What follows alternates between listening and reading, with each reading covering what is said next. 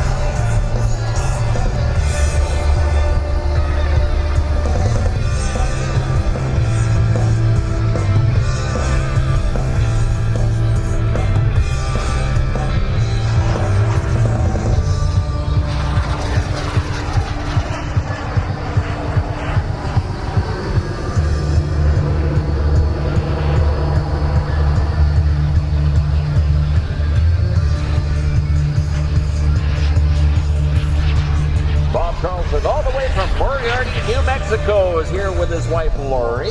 He's been flying for over 40 years as a recipient of the Art Scholl Showmanship Award by the International Council of Airshows, Chairman's Award, winner of the brought to you by the Soaring Society of America, Bill Barber Award for Showmanship presented by EAA, and he's been with years in all sorts of aircraft. He also flies hang gliders, hard planes, helicopters.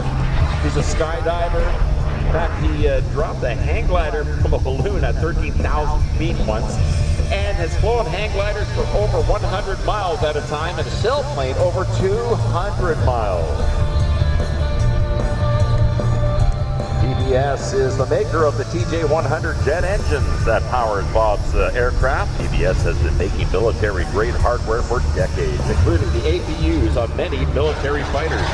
The TJ-100 is controlled and operated, weighs only 40 pounds, and puts out an incredible 250 pounds of thrust.